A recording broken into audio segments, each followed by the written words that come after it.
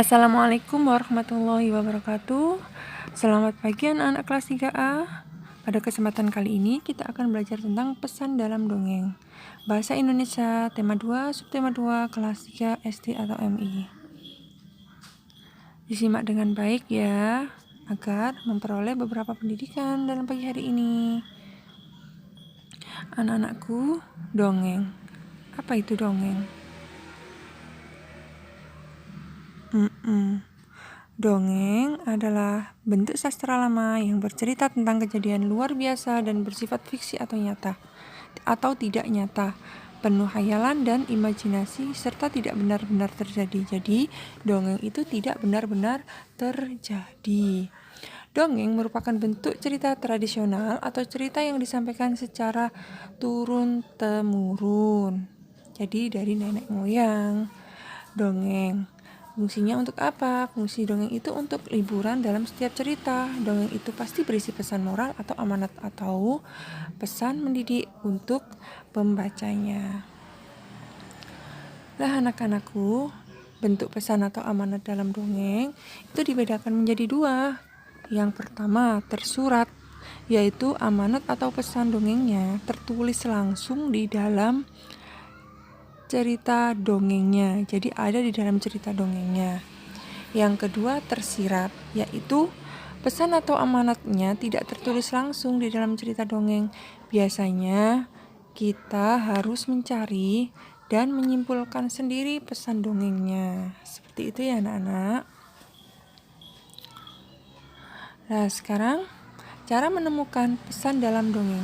Bagaimana kita bisa menemukan pesan dalam dongeng? Yang pertama, baca seluruh isi cerita dengan seksama. Yang kedua, cari isi pokok atau inti cerita dari setiap paragraf. Yang ketiga, pahami setiap isi atau inti cerita setiap paragraf. 4. Simpulkan inti cerita menjadi sebuah amanat atau pesan moral sebuah cerita dongeng. Seperti itu ya, jika ingin menemukan pesan dalam dongeng.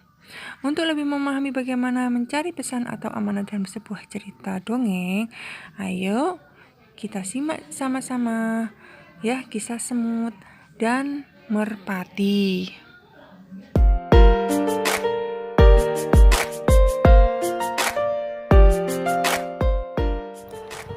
Pada suatu hari, ada seekor semut yang sedang berjalan-jalan mencari makan di pinggir sungai.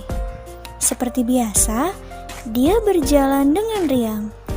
Dan karena kurang hati-hati, tiba-tiba ia terjatuh ke dalam sungai.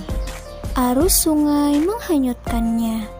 Semut itu timbul tenggelam dan kelelahan. Ia berusaha untuk menepi, tetapi tidak berhasil. Seekor burung merpati kebetulan bertengger di ranting pohon yang melintang di atas sungai. Melihat semut yang hampir tenggelam, sang merpati pun merasa iba. Burung merpati pun memetik daun dan menjatuhkannya di dekat semut. Semut pun merayap naik ke atas daun. Akhirnya, semut berhasil menyelamatkan dirinya dengan bantuan daun tersebut dan mendarat di tepi sungai. Tidak lama kemudian, sang semut melihat seorang pemburu burung sedang mengendap-endap berusaha mendekati burung merpati yang telah menolongnya tadi. Semut menyadari bahaya yang membayangi merpati yang baik tersebut. Ia segera berlari mendekati pemburu dan menggigit kaki sang pemburu. Pemburu itu kesakitan dan terkejut. Ia mengibaskan ranting yang tadinya akan digunakan untuk menangkap burung. Burung merpati menyadari keberadaan pemburu yang sibuk mengibas-ngibaskan ranting. Akhirnya sang burung pun terbang menyelamatkan dirinya.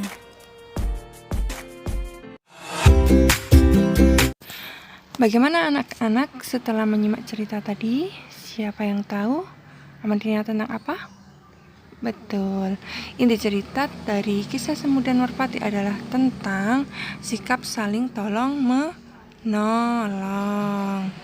Pesan amanatnya apa? Pelajaran apa yang bisa kita ambil dari kisah semut dan merpati tadi ya? Ayo, apa?